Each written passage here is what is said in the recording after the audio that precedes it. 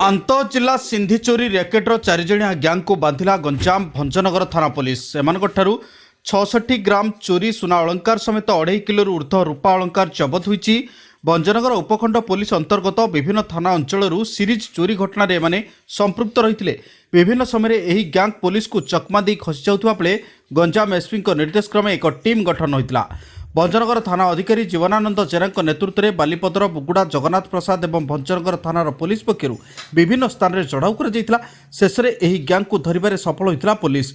जबत होता चोरी सुना और रूपा अलंकार मूल्य प्राय 13 लाख ऊर्ध्व टंका हेबो बोली आयोजित एक सांबादिक सम्मेलन में सूचना दी भंजनगर एसडीपीओ डॉक्टर दीपक कुमार मिश्र। विगत दिन मान भंजनगर उपखंड अंचल भंजनगर जगन्नाथ प्रसाद सिंह बुगुड़ा अंचल किसी कांशरे गोटे सक्रिय घर ताला भांगी चोरी करुवा गोटे सिंधी चोर ग्यांग सक्रिय थिला एवं गंजाम एसपी साहब निर्देश थिला जे से जो चोर ग्यांग अच्छी घर चोरी करुवा ग्यांग टाक ठाब करने ए संक्रांत में आम तांकर गतिविधि उपरे नजर रखिलु एवं आम गोटे पुलिस टीम टे करूँ आम भंजनगर आईआईसी श्री जीवनानंद जेना नेतृत्व में आमर विभिन्न थानार ऑफिसर्स माने संश्लिष्ट थिले। बालीपदर थानार सब इन्स्पेक्टर नीलाद्री रेड्डी, भंजनगर थानार सब इन्स्पेक्टर समीर सेठी, आमर ज्योत्नामयी साहू सब इन्स्पेक्टर भंजनगर थानार एवं अन्यान्य ऑफिसर बहुत ऑफिसर एवं कांस्टेबल स्टाफ सब इनवॉल्व थिले। जगन्नाथ प्रसाद थानार भी थिले, बुगुड़ा थानार भी थिले एवं यही जो आमर पुलिस टीम यांकर ऊपर नजर रखिथिले यांकर गतिविधि उपरे एवं सफलता मध्य पाइथिले।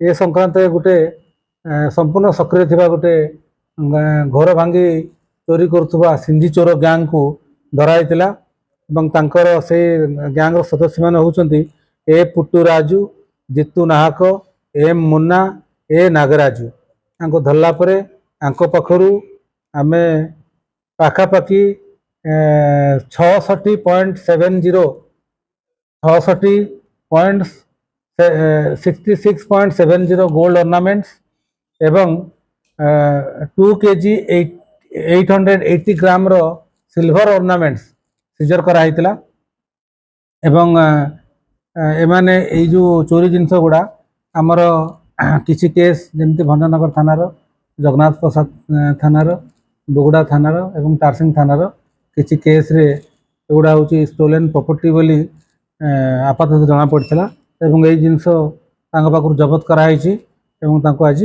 कोर्ट चालान करा जाउछि।